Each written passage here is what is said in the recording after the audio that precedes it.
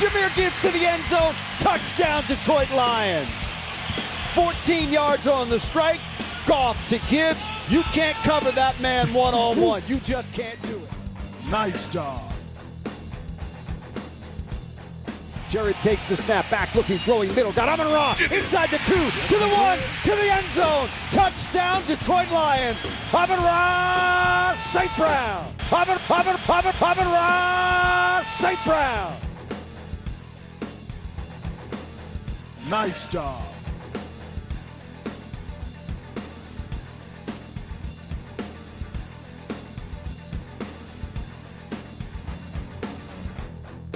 Mariota's got it back. Pressure comes. He's hit. Slips out of it. Rolling to his right. Now he's going down. Brian Branch got him. Sack for the Lions. Snap taken by Mariota. Wants to throw it. Gonna get hit. Gonna get sacked. Yes, Take it down. Brian Branch got him second time today. Nice job.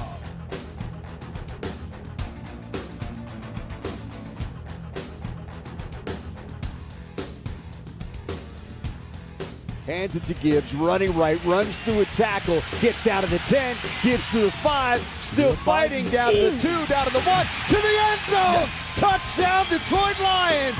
He did not quit! Nice job.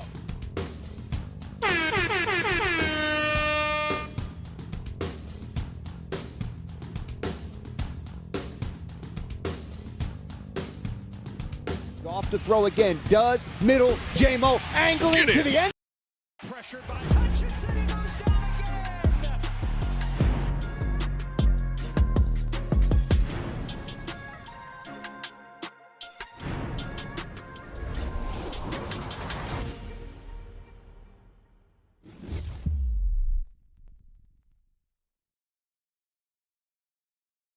All right. It is a little bit of Victory Friday here, and I'm a little bit late doing this post-game wrap-up show, but it was a late game, and everybody stayed till the end. We didn't have the penny loafer fans leaving early. Took me an hour to get out of the garage last night, but it was well worth it, man. It was well worth it. I do got to give a shout-out, though, real quick, to the Mercedes GL wagon from Ontario. You prick. You decided to cut me off to get one car length ahead and then sit with me for the next hour. You really did a great job at getting out early, buddy. Great job. I don't know what has happened with people, but typically when you're parked in front of someone, it's kind of like when you get off on an airplane. If you're sitting in the back, like you don't go running up to the front to try to get off real quick. Luggage, no luggage, doesn't matter. Person in front of you gets out. Person across from them gets out. And you kind of, one at a time, and then your row gets out. What the hell happened to common courtesy, right? Not that I wanted to start today off this way, but anyway, oh, Canada, love y'all. But that dude from Ontario was a prick. Real prick. But I'll tell you what I did, though. I got real close and tight to that $150,000 machine. Probably made him sweating a little bit that I was going to rub some paint off. But I didn't. I held my composure, Held my composure. Why? Because the Detroit Lions won last night. They beat the snot out of the Cowboys. It was a hell of a game going back and forth. Man, CeeDee Lamb and George Pickens, they might be two of the best receivers in the league right now, especially as a tandem, as a duo. Those guys are incredible. George Pickens' hands are unstoppable. His body control, and I'll talk about the Lions too here in a minute too. I got to give these guys some credit. They absolutely played incredibly well last night. And you can see why the Cowboys were on a tear. Was absolutely on a tear the last few weeks. But it ended last night. It ended last night because the Lions came to play. It ended last night because they read my game plan. I'm just kidding. I'm just kidding. But DetroitFootballJournal.com, if you'd like to get a little bit of pregame action when I got my shit together, which I did for most of the year this year, at least 12 or 13 or 12 weeks of it, DetroitFootballJournal.com. Check it out. The keys to the game. We're going to go over it today. We're going to see what I got right, what I got wrong. We're going to see who did what right and who did what wrong for the Detroit Lions. Winners and losers. I mean, for all accounts, all teams, both teams. I haven't really had a ton of time traveling back today. Went to breakfast with Eric this morning. Just got to decompress for a moment. And just kind of, relished in the season still going. Right? We're not quite yet to April where we're looking towards the draft. Season's still going. But I'm coming with some sparks today too, right? Can any of you just guess in the chat what I'm probably going to discuss today? Any idea? Any idea at all? Just a clue. Just throw it out there. Just if you think you know what I'm probably going to talk about. Man, I'm missing all my towels. Everything's a mess. Oh man, great game last night. Really, really great game. It was good to finally feel like we were in control. And like I said this last week, man, what Dan needed to do was just take a look at the routes that work, right? The plays that work. The plays that have a high probability of a win rate. And that's what we looked like last night. That we were doing, that Dan Campbell was calling plays that had a high probability of success. We weren't just running into a brick wall all the time. We weren't running the stupid swing pass or the hitch or the bubble screen into a dead end. No. One of the biggest things that I said out of that collaboration of plays is get Jahmyr Gibbs moving. Great. If you're going to throw it to him out of the backfield, you got to get him moving north and hit him in stride. And what did Jared Goff do? Hit him in stride. Like only one time that they really threw it to him, well, a couple of times. I want to say he was going to the right. Jared painted him on the numbers, and he just takes it, and he makes guys miss. And the wheels, man. And the breaks that Jahmyr Gibbs has. He shook two defenders last night for the Cowboys. I was doing play-by-play on Twitter the entire game. I was clipping as we were live and posting, putting all these amazing plays. I think I got 10 or 12 up. Just incredible stuff last night. Body control. I'm just going to random spit shit out right now for a moment. Body control. Tesla. This dude's going to be a stud. It's early. He's a rook. But you can see that when he is targeted, when he gets open, when he has the ability to make a catch, he's going to make it. And last night, as he is fading towards the side of the end zone, the ball was thrown where nobody else could really catch it but him. It was a little too far left, heading out of bounds. But had it been any further right or a little bit lower, it could have been intercepted or batted away and then intercepted. And he caught the damn thing and nearly toe drag swagged his way out and had a touchdown. Almost. Now, he did get one, but that was such an incredible play by Isaac Tesla. You don't see that kind of stuff from rookies very often. So for all the haters out there, you don't even know what you got in Isaac Tesla yet. You have no clue. Because this dude's going to be special. You want to talk about Jahmyr Gibbs being special? This dude is 1 in a billion. But Isaac Tesla, right now, he is showing me that he is going to be somebody that we're going to be talking about for a long time. As long as he stays healthy.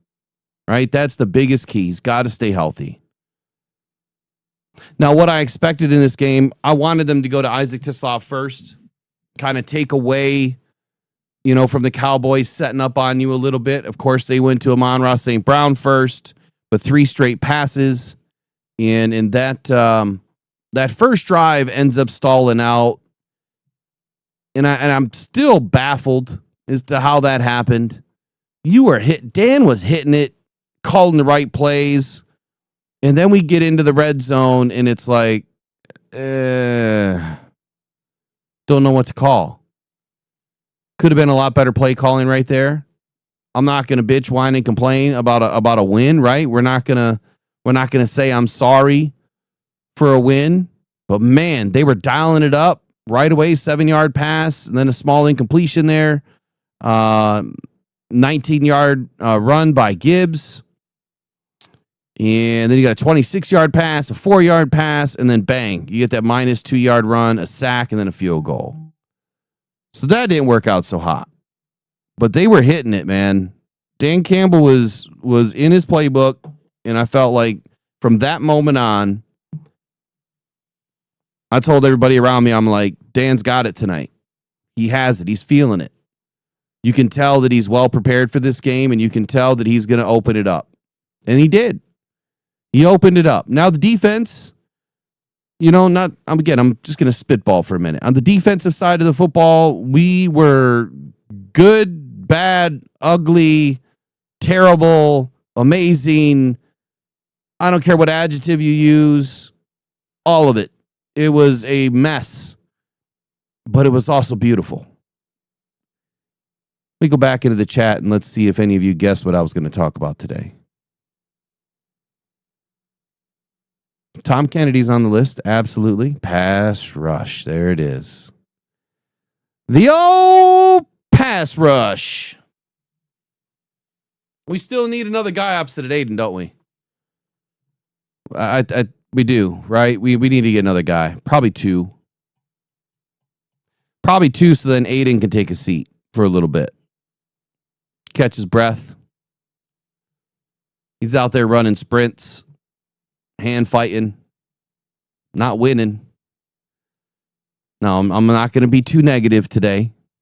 I did enough of that last night. But I will tell you, very impressed by AQM.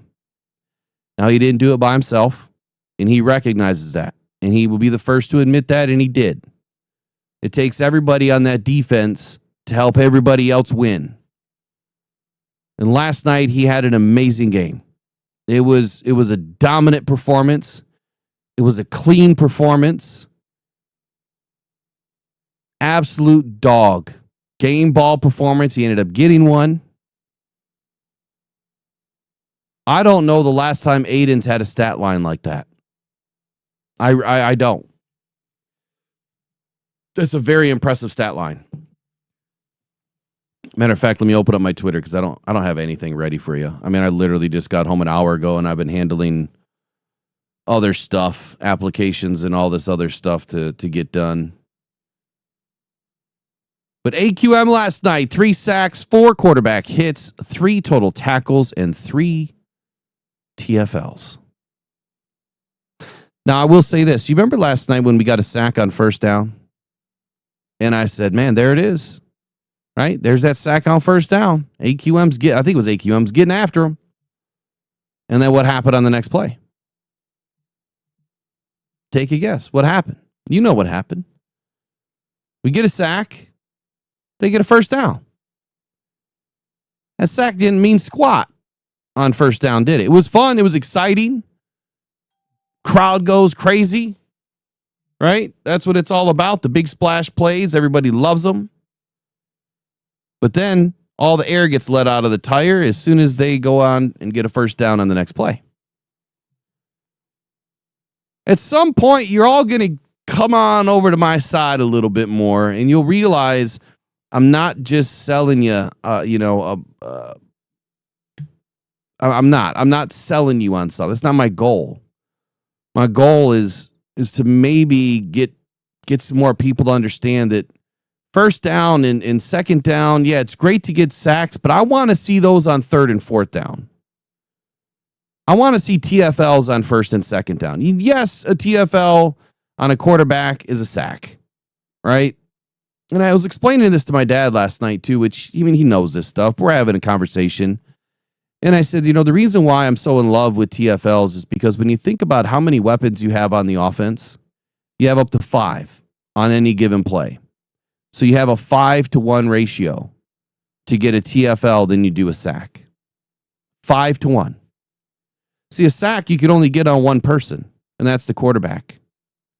But a TFL you can get on 3 wide receivers or 2 tight ends, or 2 wide receivers, 2 tight ends, and a running back, or 2 running backs and 2 wide receivers and a tight end. You get the picture, right? Any one of those 5, you have an opportunity. So that means 5 out of 11 players, you have an opportunity to get a TFL. So 45% of the men on the field that you're trying to get after, you can drop them behind the line of scrimmage. And that's why TFLs will always be the number 1 stat line for me, along with missed tackles. Those are the 2 stat lines that I love the most. I don't want any missed tackles, and I want a whole lot of TFLs. In AQM last night, he didn't just rack up sacks. He racked up TFLs to go along with it. He also racked up a few tackles and some quarterback hits. He was an absolute menace for the Cowboys last night.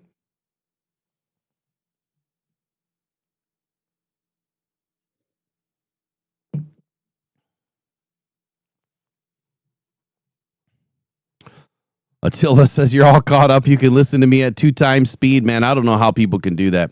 Some days I'll talk really fast, and then some days I'm just kind of gliding through it. Sometimes I'll speed up my videos, and it really throws people off, especially if they listen to things a little bit fast. Man, what a stud performance last night by AQM. Now, I haven't been able to watch all the film yet. I watched a couple of plays, but I was doing so much on the way back, I really couldn't focus. And nor should I really be focusing on something while I'm driving.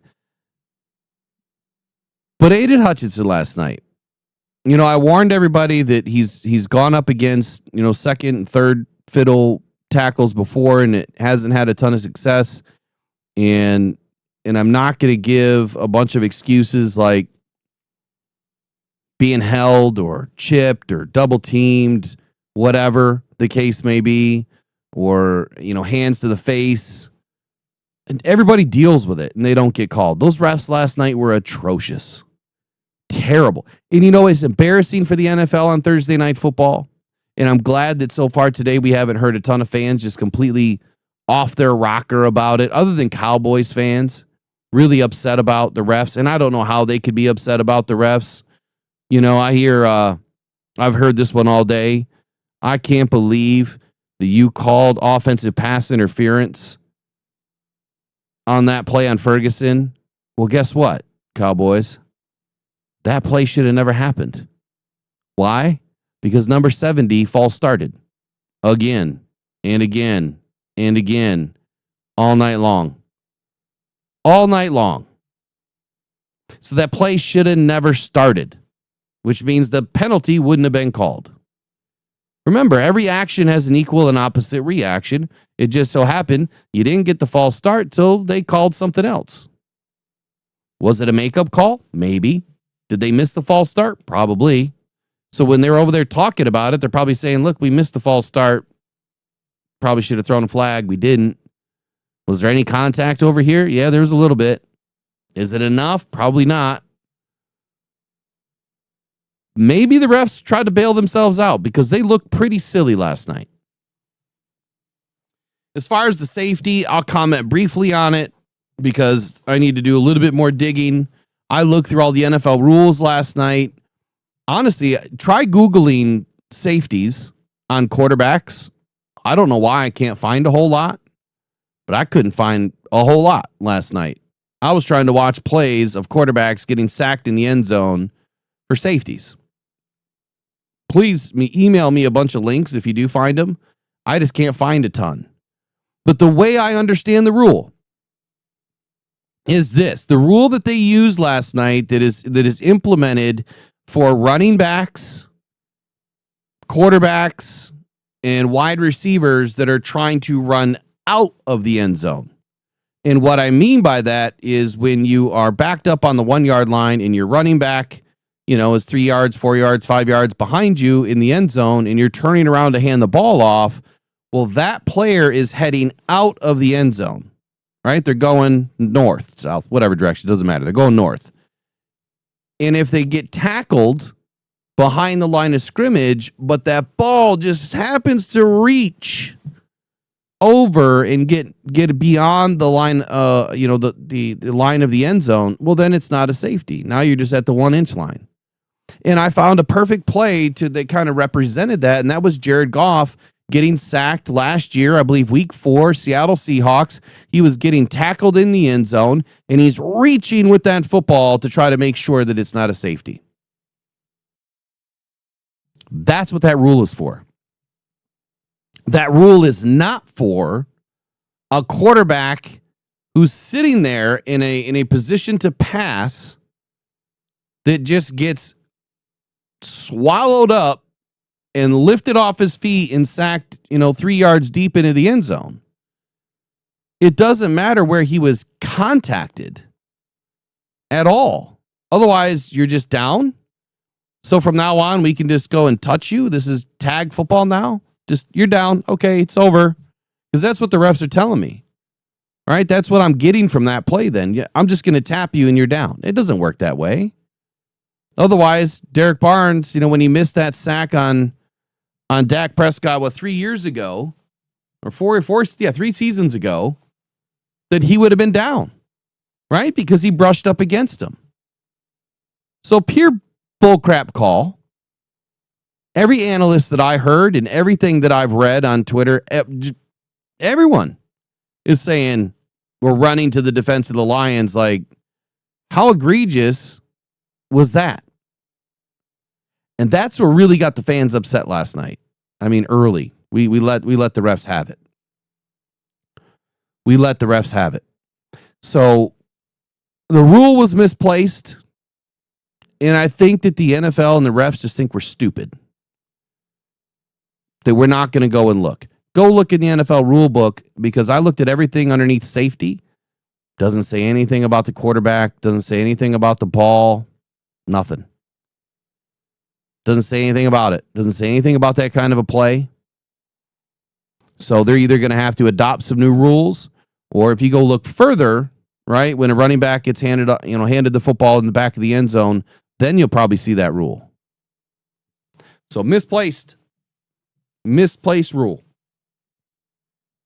But it always seems to affect the Lions, right? Always seems to hit us.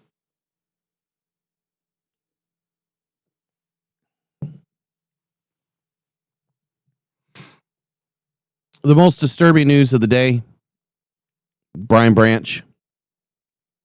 Man. I don't know if it's been fully verified yet. I know that they're waiting on getting some more testing done.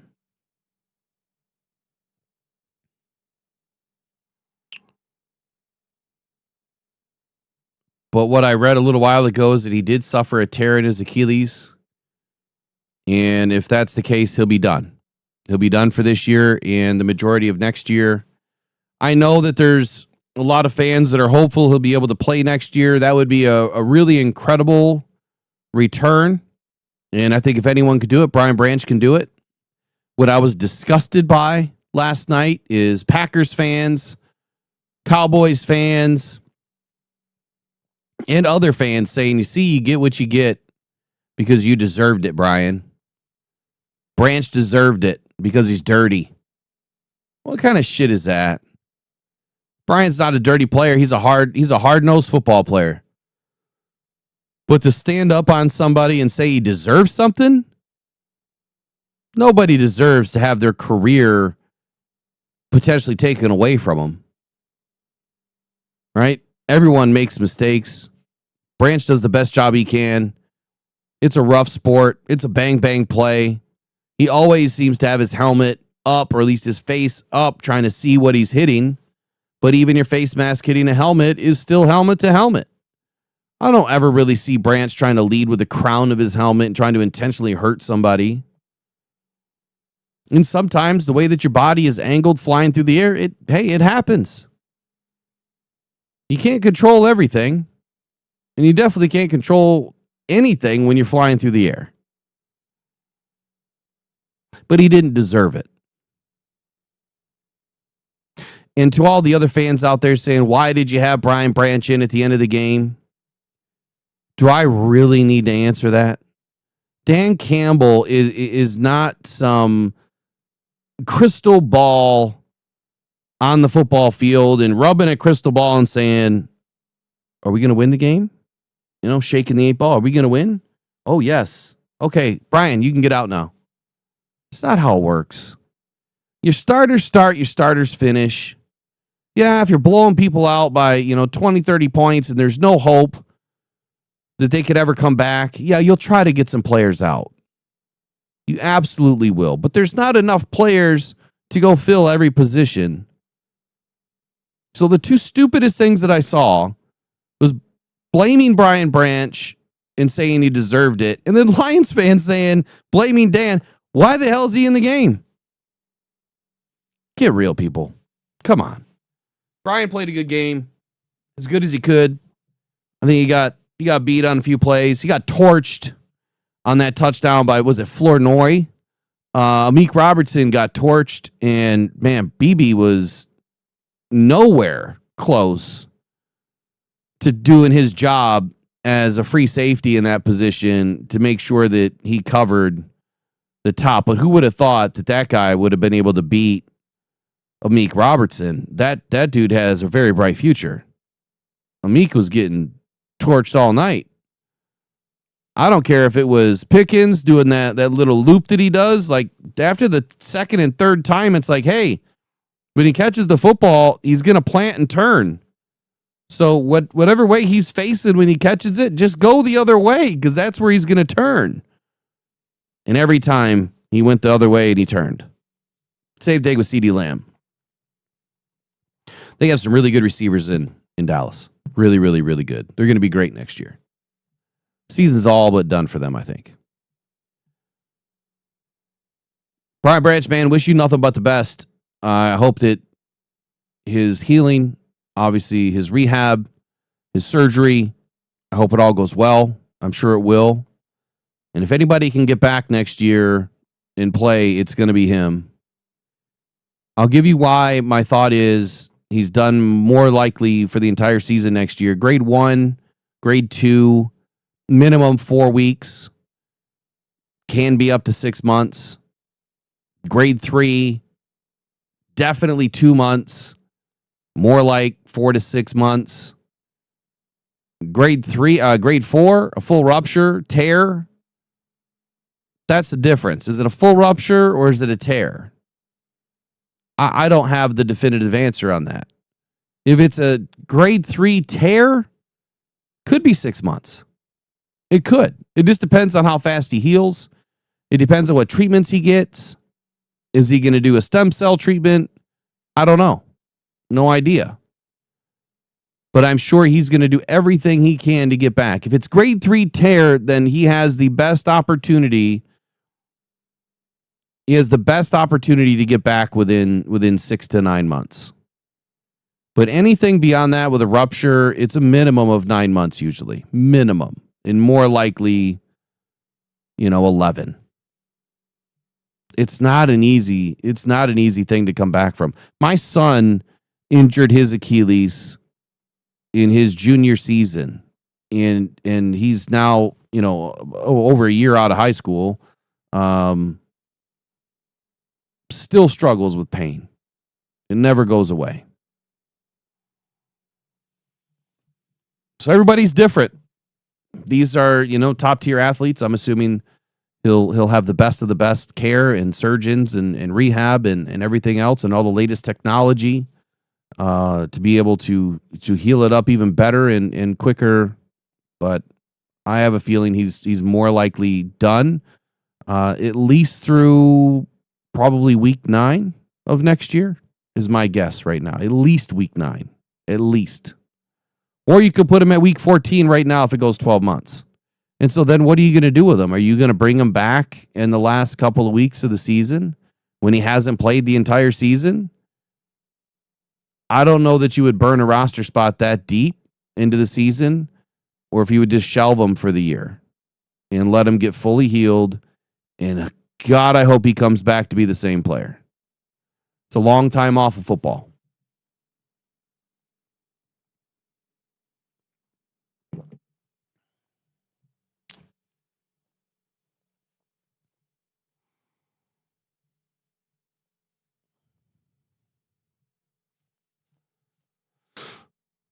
Oh man! All right, let's break it down. Let's talk about the box score for just a moment. I'll get into the chat in here in just a second.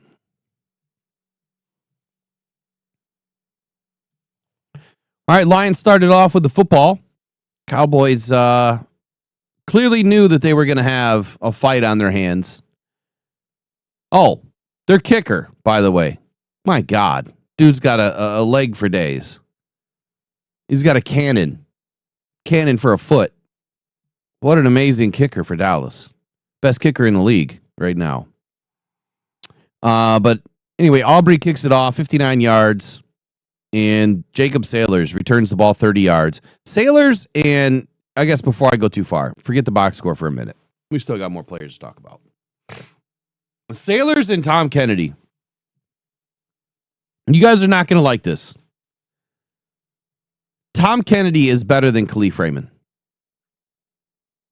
In the microcosm of time that we've seen Tom Kennedy this season, and if you put his entire career into a vacuum, what has Tom Kennedy done every time he gets on the field? Make plays.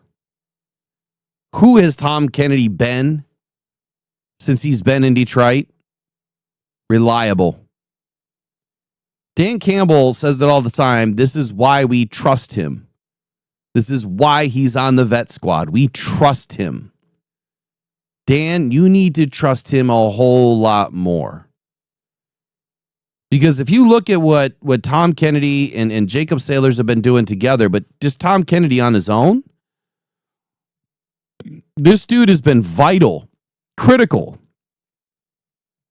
to our return game.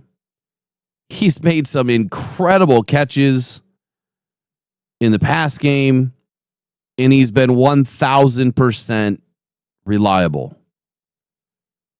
Last night, Tom Kennedy in the kick return game, 3 returns, 120 yards, 40-yard average.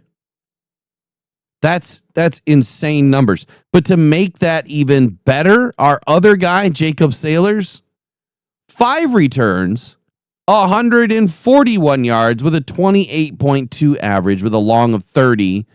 Kennedy's last night, long of 42, was this close from going to the house. On 2 occasions, he was that close. So combined, those guys had 261 yards on 8 returns, 32.6 yard average. We have not had anything close to that with Khalif Raymond back there. Not even close on punts. Yeah, I mean, Tom Kennedy, he did well there too. 1 punt, 21 yards. Khalif Raymond is electric. I love Khalif. I didn't think he was going to make the roster this year. I thought that, one of the newer guys would edge him out a little bit. I love Khalif for what he is. I believe this is his last year of his contract. I would doubt that he's going to be back next year. And that's not because I don't like the guy, right? It's not because I don't want him to play or any of that. It's, man, you've got some guys right now that are breathing electricity into this team. Khalif's great. Put him on the vet squad for right now, if you can. Because when you have a hot hand like this is where Dan Campbell, I feel, makes his biggest mistake, is that he goes away from the hot hand because he made a promise to somebody else for a roster spot. that's not the way I would run a football team. I mean, obviously, if Khalif's all about the team, he's going to say, dude, you got to keep Kennedy in. You have to. Look at what he's doing. Tom Kennedy needs to stay on this roster the rest of the season. He should not go back down. And quite honestly, he might just need to be on the roster next season too. Tom Kennedy's legit. He's done nothing but learn and wait for his opportunity. And anytime he gets an opportunity, he runs away with it. Big shout out to Attila the Hun. He says, who replaces BB, Hallett, Strickland, Ian Kennelly? I'll get back to that in a minute. Appreciate the $2 super chat. Attila, how you doing, man? J-Man says, TK reminds me of Hunter Renfrow. And I just want to make sure that I'm completely clear. I love Khalif Raymond. He's an absolute glue guy. He's all about Detroit. He's all about this team. He's all about his teammates. He's a great dude. But when you have a hot hand, sometimes you just need to feed it. And right now, Tom Kennedy, he's not just doing it in the kick game, in the kick return game or the punt return game, but he's also participating, when he gets targeted, he's participating in the pass game. Now, yesterday, he didn't get involved in the pass game. We had plenty going on there. Man, those numbers I'm looking at right now from yesterday, they're just insane. They may not be 500 yards of passing, but it's a pretty insane day for Jared Goff yesterday.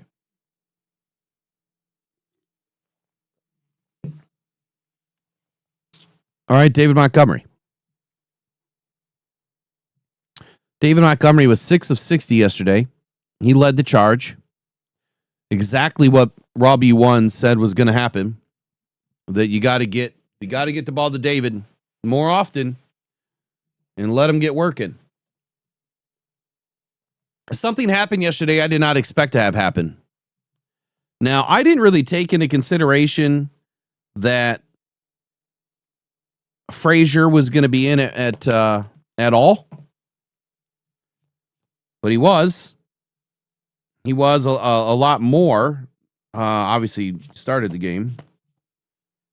But his play, did it spark the resurgence of the run game through the interior?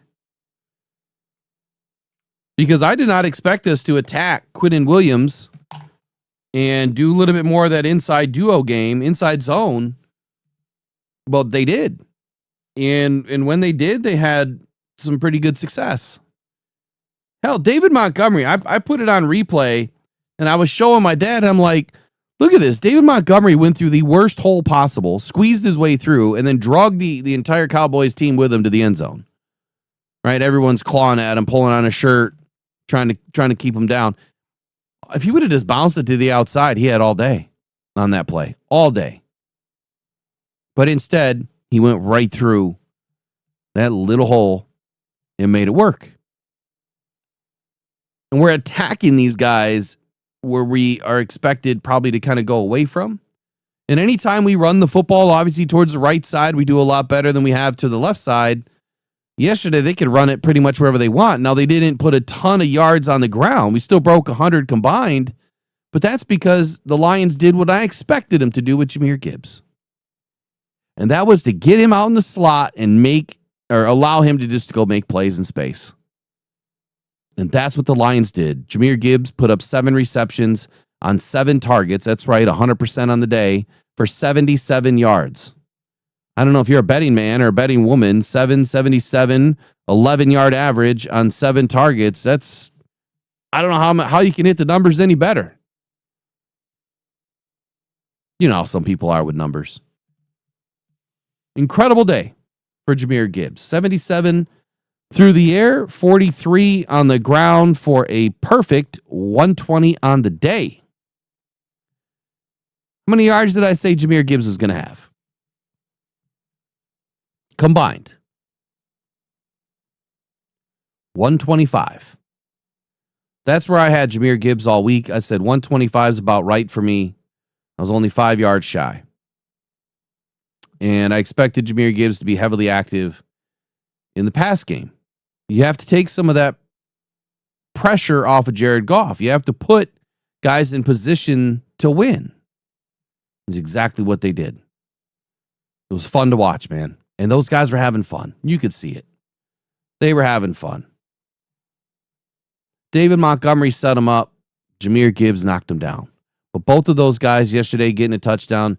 And Jahmyr Gibbs, man, 3 touchdowns on the ground yesterday.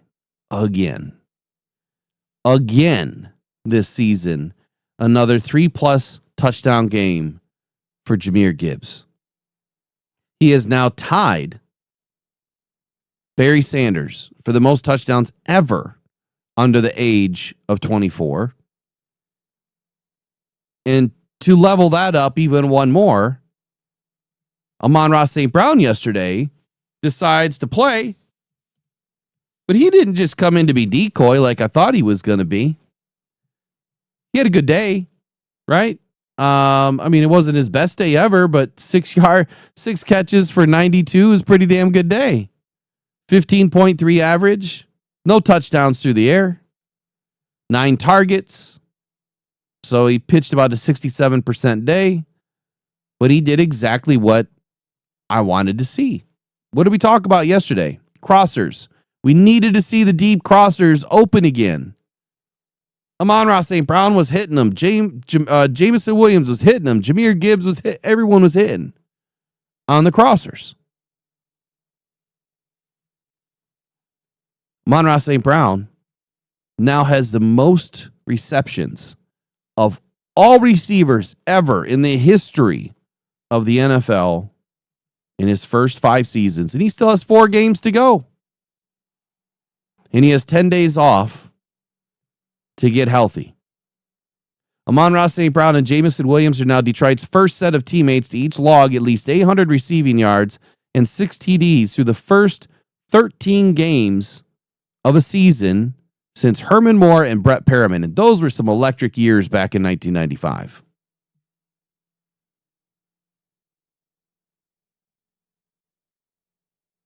Pretty impressive stuff, man. How many catches now for Amon-Ra St. Brown in 5 seasons? You guys remember? Was it 511 or something like that? I think it was 511.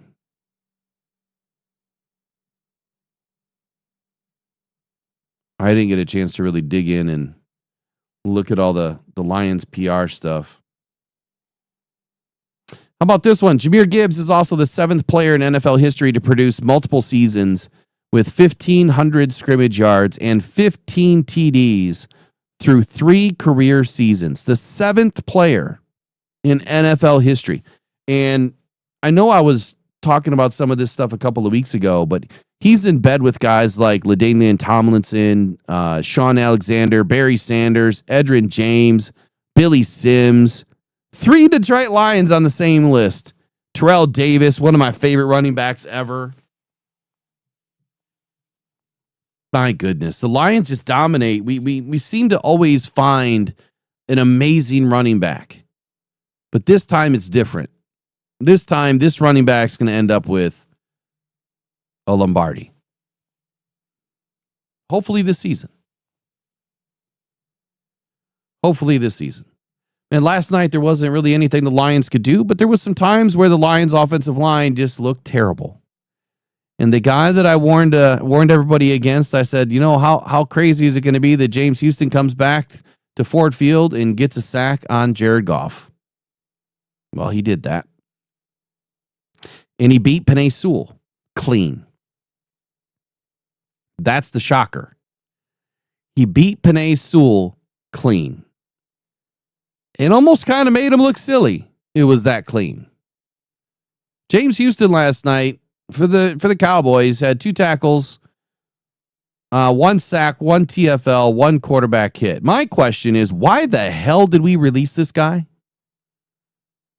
James Houston looks better and faster than he ever has in a Lions uniform.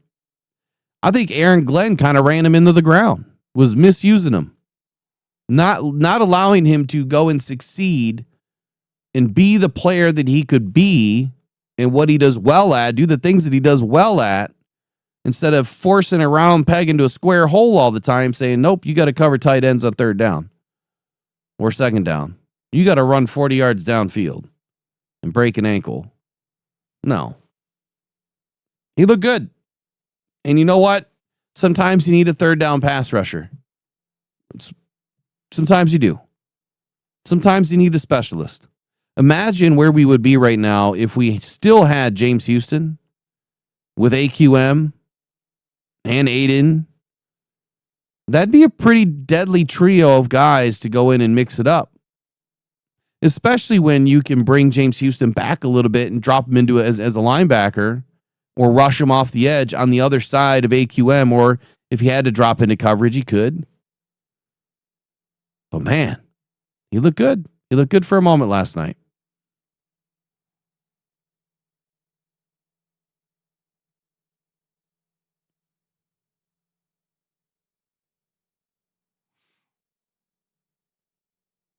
Yeah, I know we got a Hutchinson, but Hutchinson hasn't showed us anything yet. We don't even know what we're going to get yet. It's going to be a minute. The one guy that I really liked during the draft process, Donovan Ezeraku for the Cowboys. Man, does he look good. Oh, he looks real good. He got a TFL last night, 4 tackles. Quinnen Williams, I think we kind of kept him at bay for the most part, but he had 4 tackles last night, 1 solo. I'm not sure how many pressures he had. Let me get that open.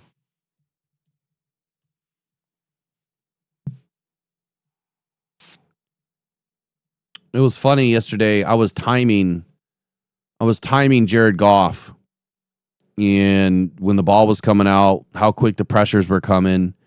And I've never seen this before. But last night in the stadium, so I put out a tweet. I said, man, it looked like Jared Goff was pressured in about 2.43. I think it was 2.43 seconds is what I put out. 2.53. What did I put out? I think it was 2.43 was the first one. And then they put something up on the screen last night by Next Gen Stats. Time to pressure. It was 2. I said it right here.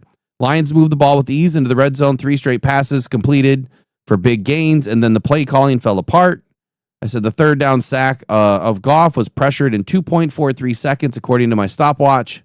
Dan has to get Goff rolling out. That was our first play of the game, our first series of the game.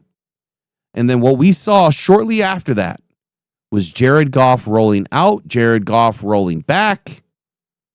And it wasn't out, like he wasn't booting out completely, but he was getting back further so that he could open up the play.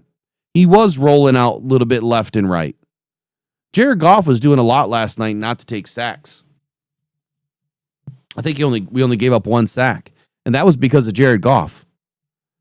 That was because of his ability to pick up the pressure and move and just wiggle loose and get free. He did it often last night. Now, he took some hits. He took some tackles. It probably didn't feel so good. But he didn't take a bunch of sacks. At least according to the stats, Jared Goff only took 1 sack last night. And I'm still wondering how that's even possible, but when I rewatch the tape, it'll all make sense. Because from the stands, it looked like he was getting sacked left and right is how it felt. But he was definitely getting pressure last night, and a lot of it. Well, again, that's how it felt. Let's take a look at the stats, though.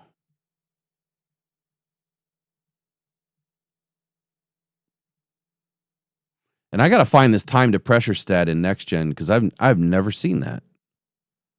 I mean, I see the overall pressure in time to pressure, like time to throw.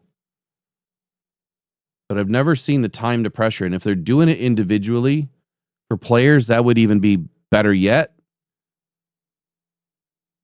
That'll help me out a ton in my Aiden and AQM conversation. All right, last night, Dak Prescott, as I used to call him, Prescott, depending on where you're from in Texas. Yeah, we got to be careful about that Brady. Dak Prescott last night, 2.73 seconds time to throw. 5 sacks, 20 pressures on the night, 37% pressure rate. Jared Goff last night, 2.46 seconds time to throw. 2.46 seconds. And when he did have time to throw, he could complete. He could get the ball where he needed to go. But then he wouldn't have time for the next 2 plays. And then he would have time for 1 play and then no time for 2 plays. It was up and down and left and right and all over the place. But there was some plays last night where Jared Goff is getting draped on. He's getting drugged down to the ground and the ball's coming out. And he's getting it downfield to Jameson Williams. Just incredible stuff by Jared last night. He absolutely deserved a game ball. 73.5% completion percentage again last night. Just dialing it up. 111 rating. No interceptions. Clean game. 1 TD on the night. I think I called 2 TDs for Jared Goff before the game. He at least got 1. A plus 14 expected points average is crazy good. But 25% of the time that he dropped back, he was under pressure. Only 9 pressures total by the Cowboys does not seem right. It doesn't even seem close. Especially when you have a 2.46 time to throw. One, that also means that Jared Goff was trying to get rid of the ball as fast as he could. But I don't agree with that number. But I'm going to watch the tape. We'll see what I come up with. Okay, so now we're going to get into the one thing that y'all been waiting for, where I'm going to go on my soapbox for a minute. But I'm going to take a 30-second pause, and we'll be right back. Pressured by Hutchinson, he goes down again.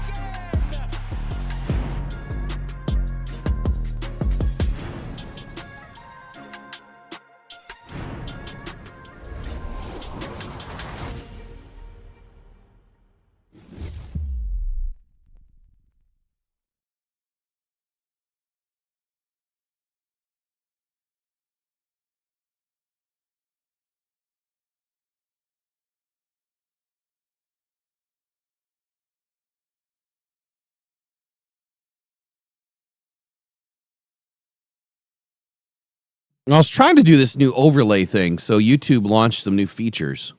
And like I said, when I was trying to get going, I leave for 1 day and there's all this new stuff. Everything was changed. OBS, thankfully, was the same, but YouTube was all different again. And for some reason, I don't know, maybe my computer updated, but everything was a mess. I thought I had this scheduled on a channel that I don't even use. All right. Last night validated something that I've been talking about for a while. And you guys know what it is. And I'm not trying to make light or fun or poke or prod. I'm not doing that. I'm just being honest. I'm just being realistic. I'm sitting in the stands last night. It's getting towards the end of the third quarter. One of the guys that I sit with, or that we sit in, our group, another Lions loyal member, knows a lot about football, knows a lot about sports. His son is a high-level hockey coach. Matter of fact, he was going to be hired by the Red Wings. Knows a lot about a lot of stuff. Turns around and says, has Aiden gotten off the bus yet? Is he here? Is he in the building? And I didn't want to have to get negative, right? I really didn't. But then I'm thinking to myself, like, where the hell is he? The one guy that I asked to step up last night, not that he listens or heard or read, was Aiden. Everyone kept saying, this is Aiden's game. He's going up against a second-rate tackle. They're banged up. Take advantage of it. Aiden didn't show up, and he was diving, missing tackles. He was hand fighting out of the play. A lot of this is something that I've noticed. He does a lot of weird hand fighting now. And it's almost like they've caught something in Aiden. But the minute they lock hands with Aiden, and you see it, like they're all over the place, right? They're doing this dance. He can't get free. And I don't know why Aiden's allowing it to happen. But I saw it over and over last night.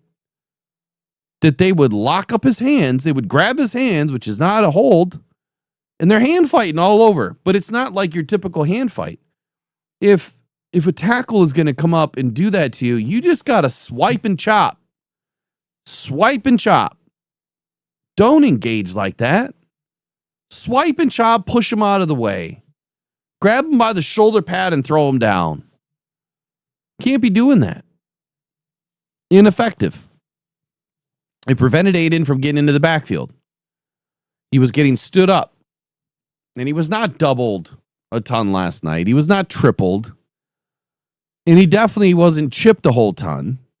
Now, Dan Campbell, Brad Holmes, you name it, anybody that you talk to, they're going to say, or even Calvin Shepard, that Aiden Hutchinson gets a lot of attention. Well, some games he does. Not every game. And of course, they're going to protect their prize pony. Right? I mean, they're going to say things that the casual fan, now I'm not talking to you, but think about this for a moment. When you listen to some people on the radio, like last night we were listening, I'm not going to say the channel again, but listening to a certain channel, and they started saying something, and I said, that's an absolute lie. I was at the game. We watched what happened. That was an absolute lie.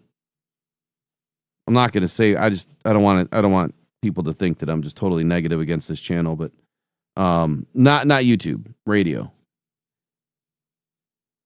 But then my dad's like, he said, to the casual fan, to the regular, everyday Jimmy and Joes, right?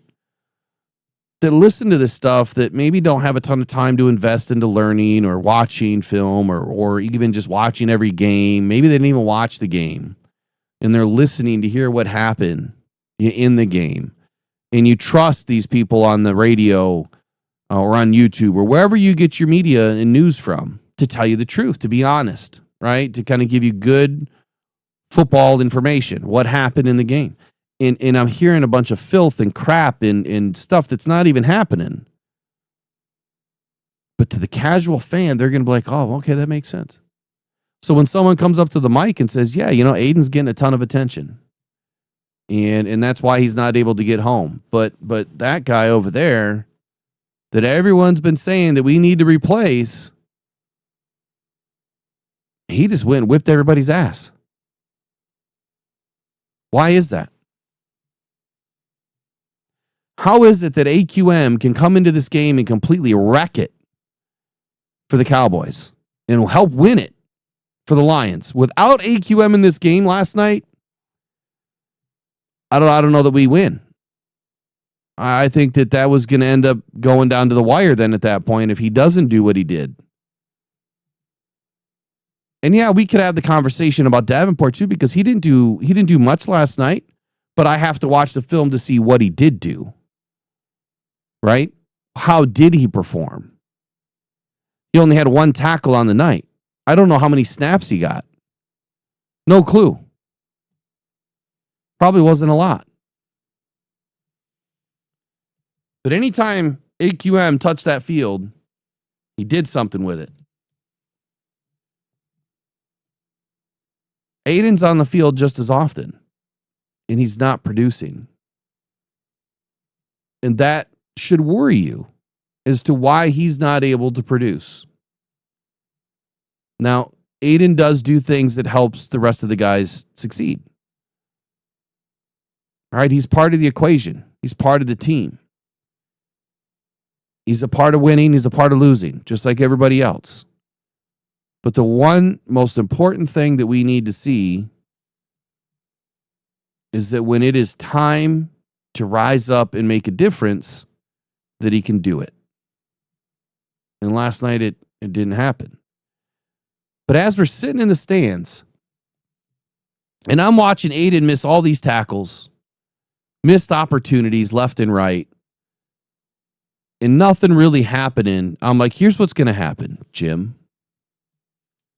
Aiden's going to come into the fourth quarter. It's about halfway through the fourth quarter, whatever, and he's going to end up getting a bunch of stats. And then everyone's going to think it's okay because he went in and got a bunch of stats during meaningless time.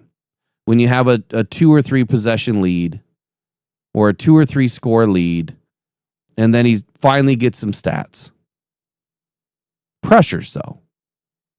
Aiden last night had 9 total pressures. 1 hit, 8 hurries. What is this? I can't read it. It's at 2 tackles, 1 assist, 2 missed tackles, 40% missed tackle rate. 40%. And you know what? I would say, cool. You had a 40% missed tackle rate, but you went in and you made some big stops. You did something to help this team win.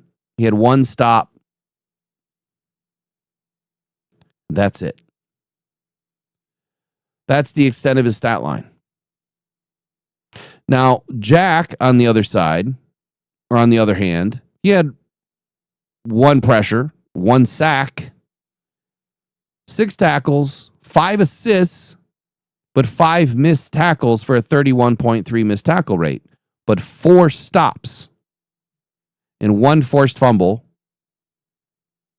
And God dang it, man, I cannot read there. He was targeted 3 times, 3 receptions, only 36 yards, 7 yards a yak. So not great in coverage. But Jack wrecked this game. Jack made some huge plays. Some big-time plays in this game. So I can excuse the missed tackle rate. Why? Because he had 11 total tackles, or 6 tackles, 5 assisted, and a sack, and was everywhere on that field last night. One of the guys that I needed to step up was Derek Barnes, too. We'll talk about him in a minute. But I can excuse a little bit of what Jack does because of what else he did on the field. Aiden had a 28 tackle grade. Again. Somebody tell me how he got a 90.1 defense grade and a 90.2 pass rush grade when he didn't do anything. PFF stats are garbage. Absolute garbage. And so stop believing in them. Because if anybody did anything in this game that was better, explain to me how El-Qadim Muhammad has a 79.1 on defense and a 69.9 in pass rush with 3 effing sacks and 2 hits and 3 TFLs and yada, yada, yada. 3 stops. How does that make any sense? It doesn't. But they're going to prop up the biggest, shiniest pony on the team because he sells tickets and he sells jerseys. That's why. AQM doesn't. AQM now leads the team in sacks. Yet everyone that has been crying about the other side of Aiden that has wanted to replace AQM and said AQM is trash and this, that, and the other thing, and Brad Holmes sucks, AQM just pissed all over you. Sorry, I had to say it that way, but he did. AQM is playing better football than Aiden Hutchinson. And he's doing it on way less snaps. That is the thing that's crazy. 38 snaps last night, 3 sacks. Aiden, 77 snaps last night, 0 sacks. And not that the sacks matter. Get me some TFLs. Please give me some TFLs.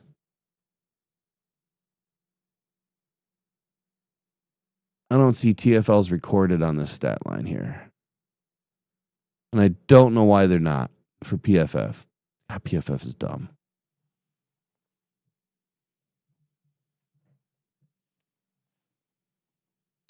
At some point, maybe next season, or maybe in the last few games of this season, Aiden's going to click. And he's going to start doing something. Maybe it's just all in his head right now. I don't know. I really don't. I'd rather have him on our team than not. I'll be honest with that. I'd rather have Aiden on our team than not. But not at $181 million right now. He has not proven it to me this year. I'm glad that he's staying healthy. I'm glad that he's playing his ass off. I don't like the fact that he's on the field every frickin' snap.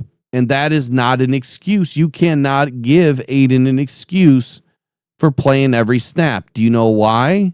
Each one of those players has the ability to do this. Every single one of them has the ability to put their hand up and get themselves out of the game, and Calvin will put somebody else in. Even if it's for one play. It does not matter. They have the ability to do that. They don't put their hand up in Calvin and say, "What are you doing, dude? Get out there." That doesn't happen. No, hurry up. Get off the field. So, no excuses. Aiden has to step up. He has to. Davenport now has had enough seasoning.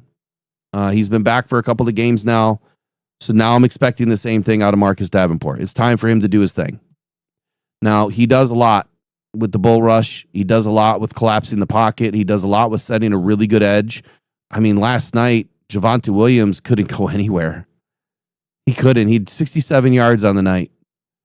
Perfect game plan by these guys. They executed it great. I can't say perfect, but they did a great job. They did a great job of bottling him up.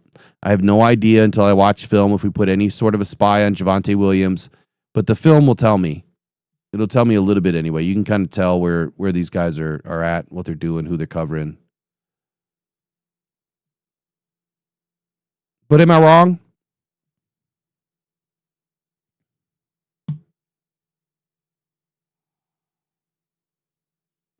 Okay, so John DeSage, he says, I just think we're dismissing the good that Hutch does even when not getting home, okay? Like I said, I'd rather have him on the field, on the team, than not. However, even when he's not getting home and he's not getting a sack, he's also not really doing a whole bunch to affect the play. He's missing tackles left and right. He's taking wrong angles. He's going too high and opening up rush lanes. I mean, I saw a play yesterday where he just dove at nothing. No clue what he was diving at, but you can't leave your feet. Calvin Shepard to be the first one to tell you. Matter of fact, he did tell Aiden that, I think, in week 3 or week 2. Can't leave your feet. You can't. You can't leave your feet. You got to stay on your feet.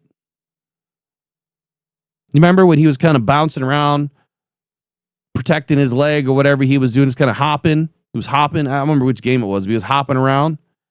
But he was hopping himself out of the damn play. What he was doing. And then last night he was diving at ghosts.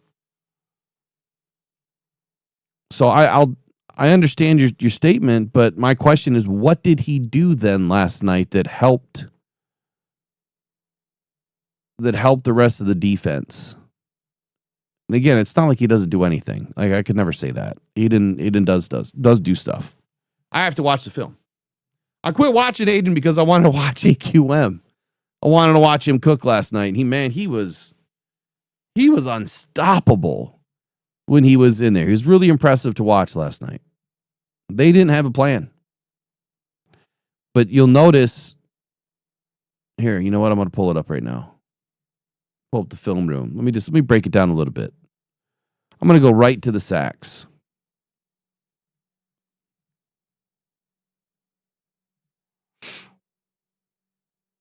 There we go. Let's watch them. First one.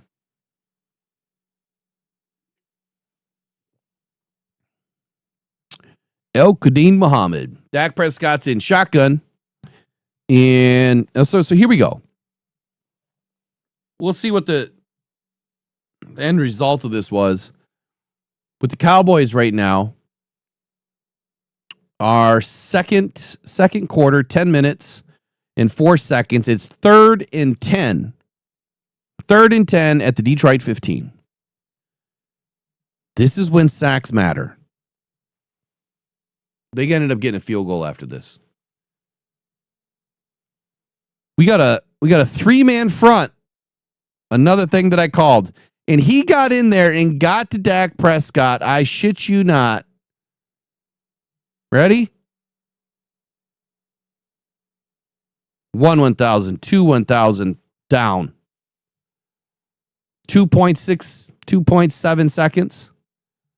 And he was straight in. And who's he on? He's on the left tackle.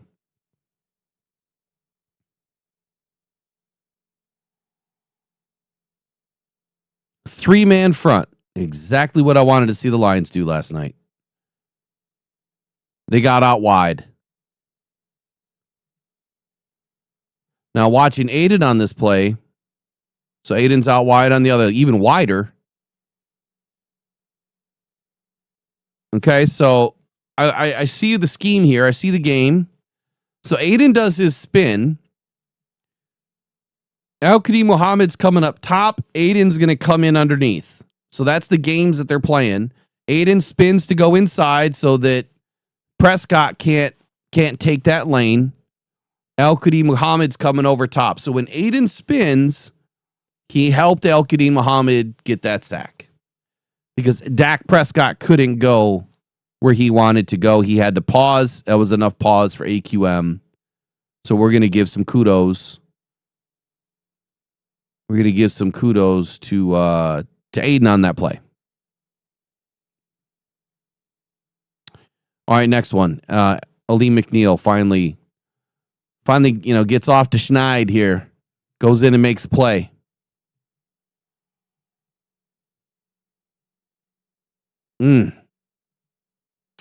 Now, this is a big credit to... So Aiden comes in high. Nearly misses Dak. Aleem chases him down.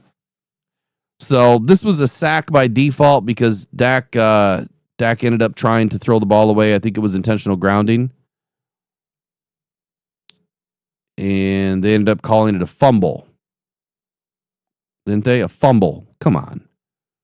It was not a fumble. That was intentional grounding.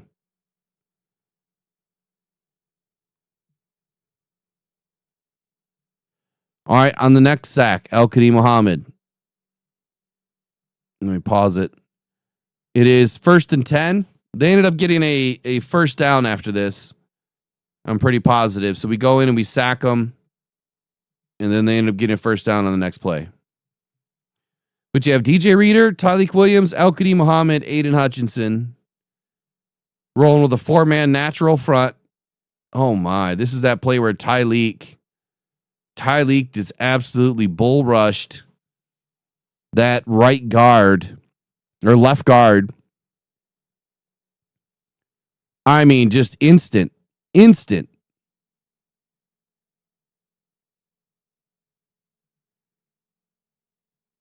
bull rush. What a beautiful play. El-Quadin Muhammad's on the left side of the defense. He gets stood up for a second. He gets underneath. He was held, and then he just gets right to him. Aiden was near the sack, just kept missing.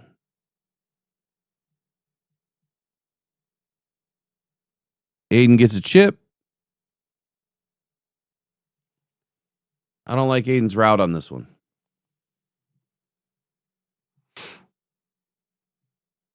So Aiden gets bumped by a tight end, and then he takes the inside route. At least we had Derek Barnes in pursuit. DJ Reader ended up going in pursuit. But he took an inside route there. All right, the last sack. We have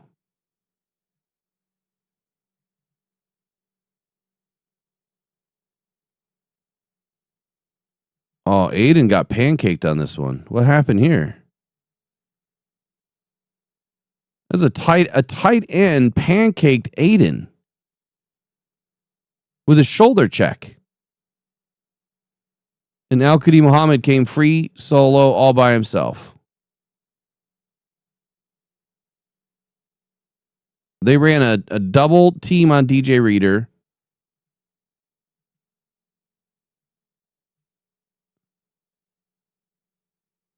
Al-Qadi Muhammad one-on-one, and he's winning. So that's the difference. Now that I've watched those sacks and I've watched a few plays of Aiden, the pancake that I'm talking about here is at fourth quarter, minute 25 left in the game. It's 1st and 10. Al-Qadi Muhammad gets his third sack of the day. Here's what I noticed about Aiden. Again, I'm not trying to be overly negative about the guy. I think it's his vision.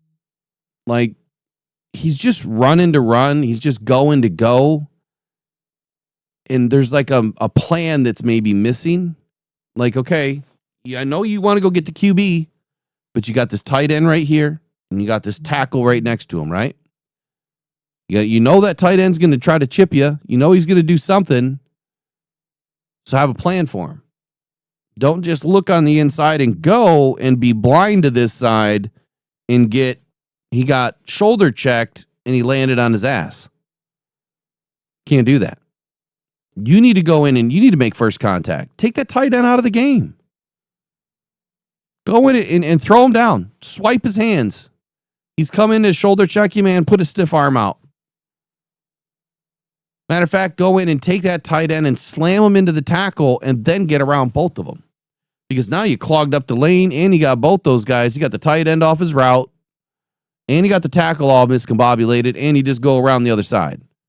Got to have a plan. You got to have the plan before you start rushing. You can't just go. When he goes, I feel like he just gets wild. Like it's just untamed motor, man. Aiden has the juice. He does. But sometimes that juice is just a little too loose. Yeah, Tyreek is an absolute beast, man. He's going to be so good. And again, I can't stand all the people that hate on Brad Holmes saying that, well, we took Tyreek Williams or we don't take enough defensive tackles. We literally took one in the first round. And he's a rookie, and he's playing phenomenal. And last night, he proved it once again that his pass rush ability is there. All right, let me run through my keys of the game. Essentially what I said last night, or yesterday, whenever I put this thing out, it was yesterday morning, that tonight at Ford Field, man, it was going to be both teams entering a contest with playoff hopes hanging in the balance. One team was going to come out alive and still had an opportunity, and the other team pretty much packing it in for the rest of the year. Not to say if the Lions lost last night that they would have had to pack it in. They still had some hope. But for Dallas, man, they needed to extend that opportunity to extend their 3-game winning streak. And with Dak Prescott, the way that he was playing at an MVP caliber level, Lamb and Pickens were going to be a problem. We needed to do something about it. And they did. The matchup was a big clash of strength and vulnerabilities on both sides. Offense and defense, both sides. And I even put in here the Lions defense anchored by Aiden Hutchinson's relentless motor that thrives on aggression and man coverage designed to force opponents into mistakes. That's what the Lions did last night. DJ Reed, man, coming up with a key interception towards the end of the game. How about, was that Amik Robertson earlier in the game that tipped it to Derek Barnes? You're going to see it or hear in just a moment. The players that I wanted to step up in this game last night stepped up outside of Aiden. Everybody else stepped up in this game and made some big plays. We'll get past the injury reports. Don't really care about that. The 5 reasons the Lions can beat the Cowboys. Number 1, the elite rushing attack. It was elite last night. Even though they didn't get 200 yards, they still had north of 100 combined, and they proved that you can't stop them. And you can't, because if you try to, we're just going to go to the air, and you really can't stop us then. Gibbs and Montgomery thrive in the gap schemes. It's a weakness of Dallas, and we proved it last night. Jared Goff's accuracy rate, 69.8% adjusted completion rate, capable of exploiting Dallas's 30-ranked pass defense. And he did that. He did that to the tune of almost 74% completion last night. Home field advantage was cooking last night. Ford Field energy and the Dan Campbell resilience after losses, all on display. Aiden Hutchinson's pass rush, 8.5 sacks, potential to disrupt Dak Prescott. Didn't happen. And an opportunistic defense, league-leading man coverage rate capable of forcing turnovers. Those are my 5 reasons why I felt the Lions could beat the Cowboys, and then I went into a little bit of depth. Elite rushing attack. The Lions boast one of the NFL's most efficient and productive running back duos, Jahmyr Gibbs and David Montgomery. They are the league's most efficient team in gap scheme runs, which the Cowboys defense has struggled with historically. With significant injuries to their receiving core, the ground game will be the focal point, and it's a phase where Detroit excels. Jared Goff's accuracy, even with St. Brown out, we didn't know yet, right? Goff's precision can exploit a vulnerable pass defense that ranks 30th in opponent passing yards per game. Aiden's rush plan or pass rush. While the Cowboys have allowed the 3rd fewest sacks per game, 1.4, Aiden Hutchinson has 8.5 sacks this season.